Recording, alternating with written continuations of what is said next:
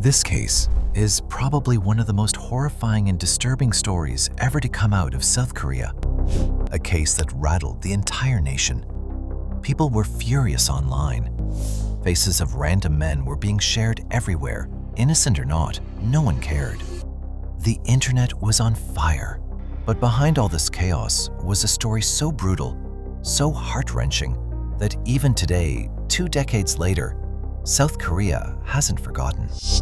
This is the Miryang gang case, a case that inspired movies, TV dramas like Hongju 2013 and Signal, but the truth is far more horrifying than fiction. It all began in June 2003 in a small city called Ulsan, South Gyeongsang Province. A 14-year-old girl, Cho, spent most of her time online chatting, escaping from a painful life in her home. One day, she met a boy online, a high school student surnamed Park. He was friendly, attentive, someone who actually listened. For a lonely teenager, that meant everything. After months of chatting, Park asked her to meet him face-to-face in a small town called Miryang. 2 simple emotions, curiosity and trust, that was going to destroy her entire life.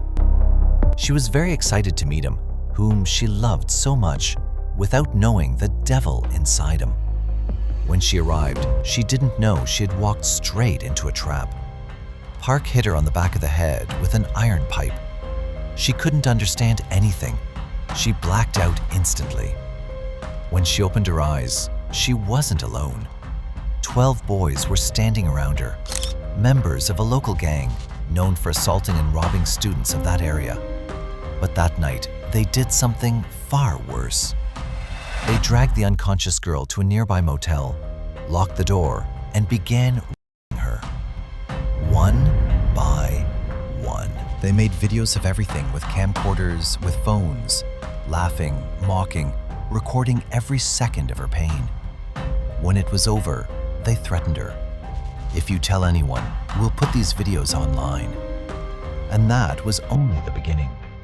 Over the next year, Cho was repeatedly in different places like parks, in schools, even on playgrounds. Each time, new faces joined in. At least 44 boys had been involved. Some of them were only 15 or 16. But what they did was inhuman. But the question is that, why didn't anyone save her? Because she had nowhere to go. Her father was an alcoholic, abusive. He beat her almost every day. Her mother? She had already run away from that hell. The only home Cho had was another prison. When the pain became unbearable, she tried to end her life. She swallowed a large number of sleeping pills. She was rushed to the hospital, hoping she would lose her life. But fate didn't let her go. But at the hospital, a doctor noticed something unusual. Bruises, wounds, internal injuries, and he decided to investigate further. And that one decision finally was going to expose the horror. November 2004. Her aunt reported everything to the police. The nation was shocked. Protests, outrage. People demanded punishment.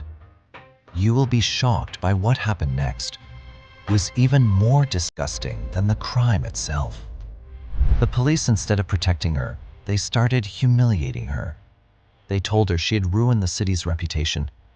They leaked her identity to the media, even allowed her abusers to see her during questioning.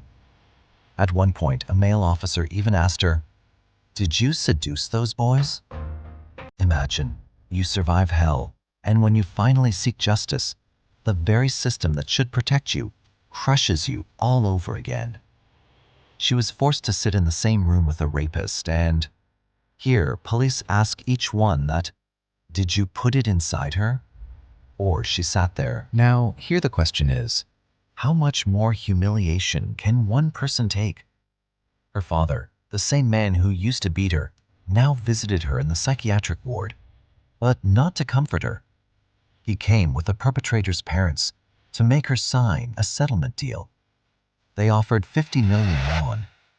She was forced to sign by her own father. And guess what? Her father and relatives took every penny. Not a single won was used for her treatment. The verdict that shamed a nation. So what happened to the boys? 44 were named, but prosecutors dropped charges against most. Only 10 were formally accused of sexual assault. And even for them, prosecutors asked for just 2 to 4 years imprisonment. Why? Because they were too young. Because they had a future. Some were already in college or in jobs. Judges dismissed even those charges. Send them to juvenile court instead. In the end, only 5 boys spent a short time in detention. None were convicted of any criminal charge. That's how this ended. Almost 20 years later, South Korea has changed a lot. But cases like this still echo through every discussion on justice, victim rights, and juvenile crime. Many now demand lowering the minimum age of criminal responsibility because monsters can hide even behind school uniforms. But beyond the laws and debates, this story reminds us of something deeper. That true justice isn't just about punishment, it's about protection. It's about empathy. It's about making sure no other child ever suffers like Cho did. Her name remains hidden, but her story is carved forever into the nation's memory.